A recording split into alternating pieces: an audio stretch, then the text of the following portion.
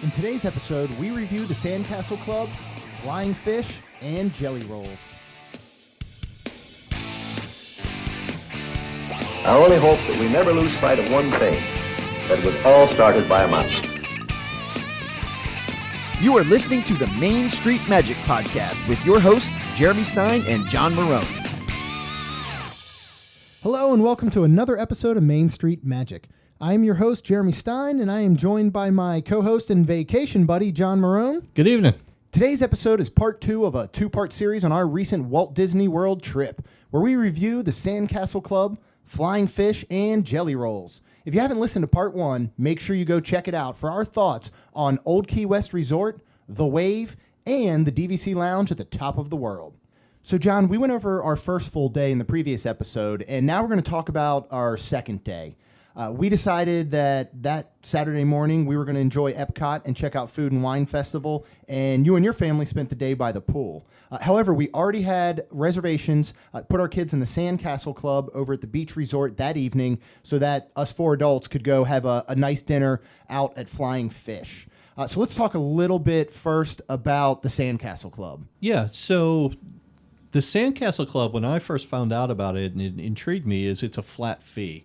So, you know, at Club Dolphin or some of the other ones, you pay by the hour. Mm-hmm. And with us having the 2 kids and paying by the hour, you're always sitting there looking at your watch saying, oh boy, I dropped them off at 5. I got to pick them up by, 8. And if it's 8:01, I've gone into the next hour and I paid that. So this intrigued me because it was, just a flat fee. Lilo, or the Camp Lilo, or that at the Polynesian, is now also a flat fee. So they're $55. Children could get dropped off as early as 4:30, and you have to pick them up by midnight. So that is a long night. So you don't have to worry about watching your clock and saying, I got to get there to get them. Just don't be past midnight. Yeah. If you're past midnight, it's $1 a minute per child. Yeah. Nobody leaves them past midnight. Right. At least that's what they told me, and I would understand that as well. The children have to be checked in, if I'm correct, by 5:30 if they're going to eat dinner. Yeah. So they serve them dinner, and when you get there, you fill out a form which they pick their meal, they pick their snack, they pick their drinks. And then there's also another form that you sign, which is all the waivers. They've kind of expanded it a little bit in that there's 3 activities during the night that they do with the children. So there are video games there for them to play. There are blocks. There are computers. There's movies. So all kinds of stuff to keep them entertained. But they also do 3 things during the night. One is they make a volcano and build it up so that lava comes out of it. So that's interactive, a little bit of science, and gets them going. The second thing they do is they cook. They make chocolate chip cookies. And then they get to eat those, but they go through the whole process of making them. And then the last thing is they learn how to be a pirate, and then Captain Hook comes in. So they get that interaction with Captain Hook, but what was different this time is Mr. Smee came as well. Yeah. So the kids, they rave about it. We picked the kids up, I forget, it was a little after 11. Yeah. And they didn't want to leave. No, they loved and it. Those activities were still done. Yes. And we had to force them out of there. So to me, it's almost like being on the cruise ship. When I go try and get them out of the kids' club on the cruise ship, they don't want to come. It doesn't matter what time it is. Yeah. So I just think it's a good value. If you're an annual pass holder or DVC, you get a discount off the $55. I think it's a 10% discount off of it. And you do want to make reservations ahead of time for kids camp. So if it's a busy time of year, you want to call a couple weeks ahead of time. This time we were lucky. We got it a couple days ahead of time because, again, with the storm, we were still iffy if we were going to go or not. But with nobody at the park, we were able to do it. So love it, enjoy it, and I like the one better that if you're only going to drop the kids off for an hour or 2 because you're going to eat dinner and that's it, you'd rather do one where you pay by the hour. Right. But if you're going to leave them for hours because there's stuff you want to do as adults, the $55 is well worth it. Oh, yeah. And again, my favorite value out of anything was Keys to the Kingdom at $99 a person. My second favorite value in all of Disney is $55 minus pass holder discount to drop your kids off at the kids club. And the location of it, you're at Beach Club, so you're right near Boardwalk and all the restaurants and bars there, or you could choose just to go back into Epcot, which we did last year for Party of the Senses. You know, even if you weren't doing Party of the Senses, drop them off, go enjoy Food and Wine Fest at the World Showcase at night with just adults, and you don't have to drag the kids around. So again, we dropped them off at Sandcastle Club, and we walked on over and we hit up Abracadabar, which I had to practice several times this evening before saying that. But so this was kind of going to be our little pre-drink before we headed over to Flying Fish for those reservations. How did you like it there? It was fine. I mean, it's a nice little bar area. It's right next to Flying Fish, and it takes over the place. Before it was a confection store, so you can go in there and get candy and different types of treats there. I wanted it to be so much more. Yeah. Right? The theming of it is you're inside of, I guess, a magic studio. Bring in a magician. Yeah, without the magic, basically, is what it was. Yeah, it's pictures of magicians. Yes. But no magicians. No. So if that was themed around it, it could be better. And, no different than your wife and mine were talking about that this almost looks like a Haunted Mansion bar. It would be great if it was themed towards that. Yep. So it's nice place to go, grab a drink, nothing special though. But it missed the mark, I think, of what it could have been. And I agree. And they had a small menu of appetizers, which I believe are the same appetizers you can get at Flying Fish because they're connected. They are. They do have some inventive cocktails, which I know you guys tried. Again, I enjoyed a nice craft beer selection. But yeah, I'm with you. If they can take the concept and slightly tweak it to a Haunted Mansion, which we know there's been rumors of a potential Haunted Mansion, restaurant at Magic Kingdom, this could be the foundation for that. But I agree, it missed the mark. Like, how do you have a magic bar without magicians? I guess was my thing. Yeah. Like, some entertainment would have been incredible. And maybe we were there too early. I'm not sure, but... Maybe, and it's not like there's no magicians because we went and watched a magician out on the boardwalk. Right, which was awesome. They should have just brought that guy in there. Right. They could have moved a high top table or two around, and you could have a stage show in there pretty much the whole time. No, that's a really good point. So we made our way next door to Flying Fish. Again, now you had been to Flying Fish prior to the renovation of it? Yes. Okay. But this was the first time since they renovated the entire restaurant. Correct. So I guess give me your thoughts on both. Gosh, it's been a long time since I've been there. So Flying Fish, just by the name, seafood is their specialty. They also they will tell you proudly that they don't have a freezer. Mm-hmm. So everything is fresh. I like it. Again, hit or miss, depends what you get. If I walk over towards the Dolphin and go to Todd English's Blue Zoo, it's a much better seafood restaurant. Yeah. So it's not the best. It fits its purpose. It's themed there. The menu isn't huge, so your selections are a little bit limited. On it, you have 3-4 fish options, 1 steak, 1 pasta, and I think they also had a vegetarian option, and that's it.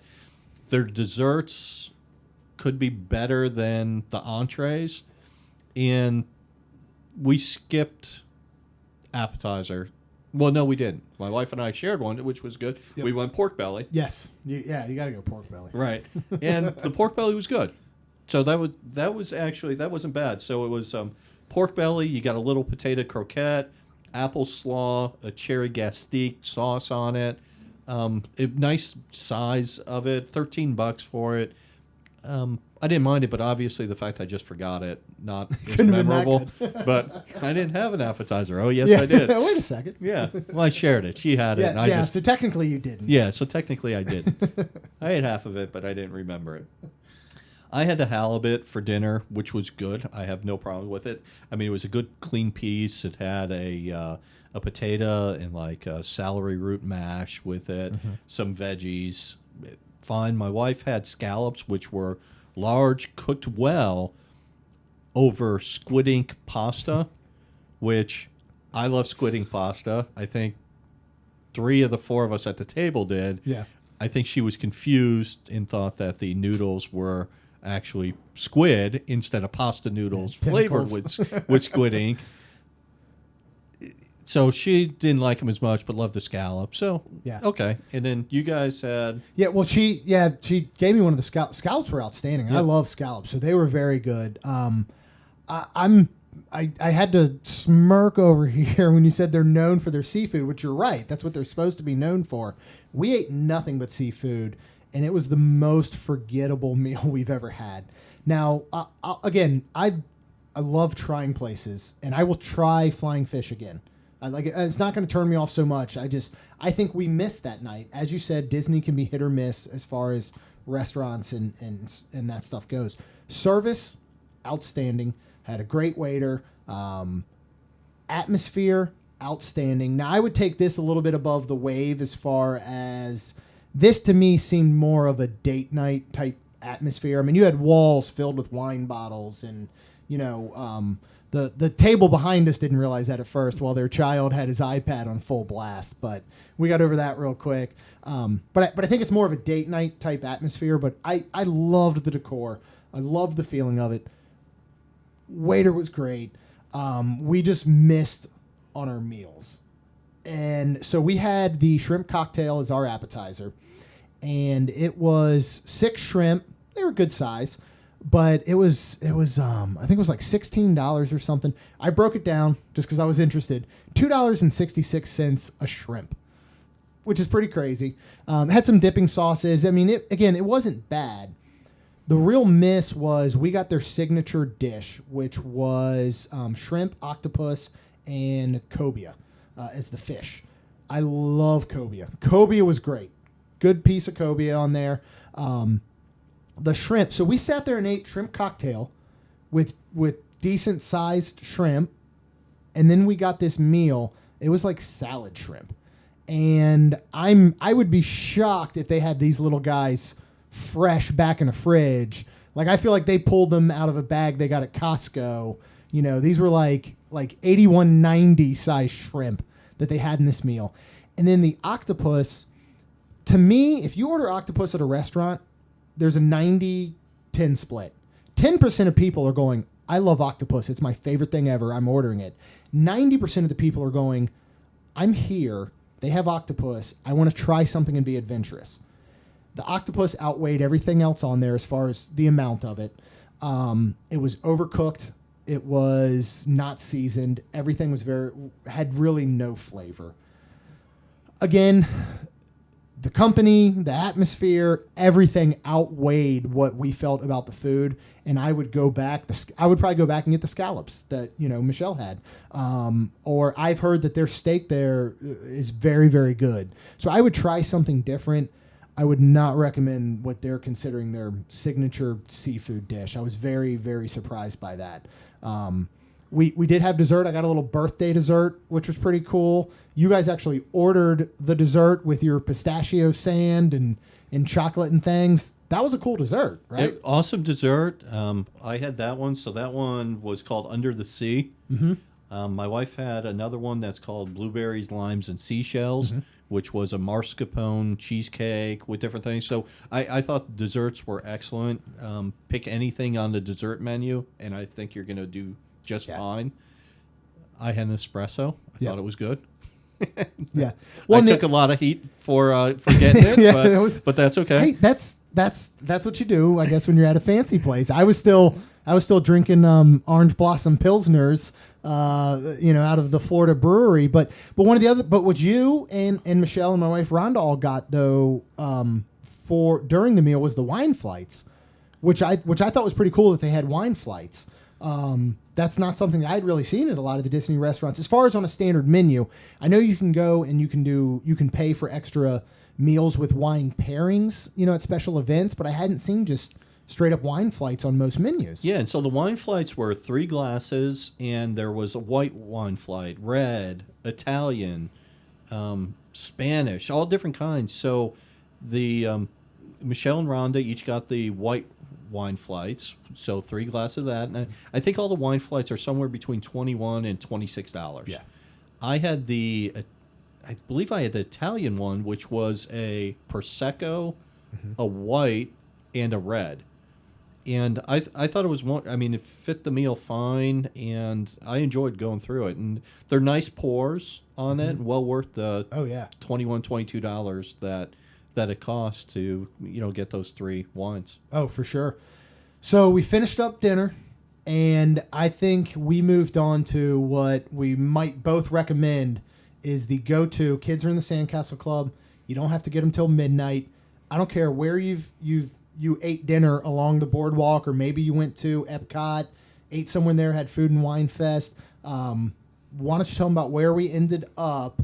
And are you thinking what I'm thinking? Like that's the go-to now for me at the end of an evening at Disney. Yeah, there was a blast. So we did not go to Atlantic Dance Hall. We went across the walkway from that and went to Jelly Rolls.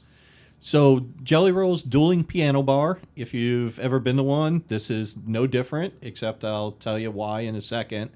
But nice atmosphere, not a huge place, but get there. If you get there late, it's packed and you're going to end up standing. When we got there, I really don't know what time it was. Must have been 9 o'clock maybe. Yeah.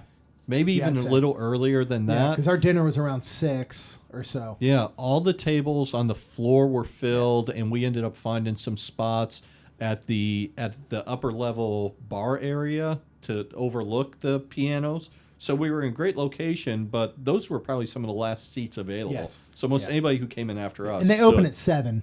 So, earlier you can get there. You could probably get a table down on the floor. The $12 cover. And my whole thing about this is you love dueling pianos. This is the only difference with this one. It's adult kids bop. Yeah. And what I say is adult kids bop is they were doing some songs that you were just ready for that adult only word, and they didn't say it. Yeah. So we kind of looked at each other the first time like, well, wait a minute. They weren't supposed to say that. I know this Mumford & Sons song says something different. Yeah. And then when it happened again and again, so apparently there's no cursing in their dueling piano bar. And it is 21 and over only. And it is, no kids in there. But it's Disney. It is Disney. We can take that. And there were, 4 different piano players? Yeah, so that rotated in and out, kind of like a tag team. Yeah, so this way it wasn't 2 of them and then they take a break and you listen to canned music for a while. There were 4, 2 played the whole time. Nonstop.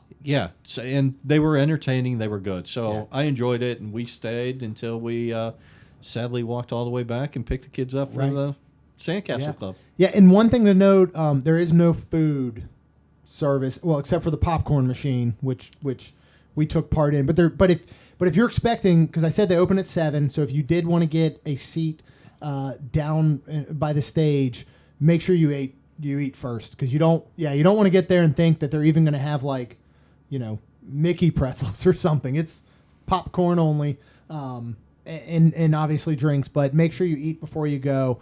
And it's so funny because we first walked in and they said $12 cover. I kind of just rolled my eyes, seriously. And by the end of the night, between my wife and I, just for the cover, that was the best $24 I've ever spent. And like any piano bar, as you said, if you've been, you can make requests or write down whatever you want. I mean, people were throwing stuff at them. I mean, when they sung from Moana, that was amazing. And down to Baby Got Back with no piano. He was just tapping on top of the piano, the wood, the door thing that opens up. I mean, they were good. And like you said, so energetic, so much fun. If you go there for an event like a bachelorette party, I was lucky nobody called me out on my birthday. They're gonna bring you up on stage. They're gonna get you involved. It was a blast. We will work that in for sure to our next trip. But we had a great time. It was funny. As we looked back on it, it was such a different trip for us. We were there for 4 days, 3 nights. We never took Disney transportation. We drove everywhere, which was a first for us. We really only went technically to a park one day, because on Sunday as we left, we went with you guys to Animal Kingdom. We rode Everest, and then we pretty much all got out of there. Except for you guys, We who did Flights of finally got to ride Passage. Flight of Passage. So was it did. everything that you thought it was going to be and more? Or what'd you It think? was awesome. Michelle and the kids loved it. I thought it was great. I thought our Banshee was a little bit of a wild flyer.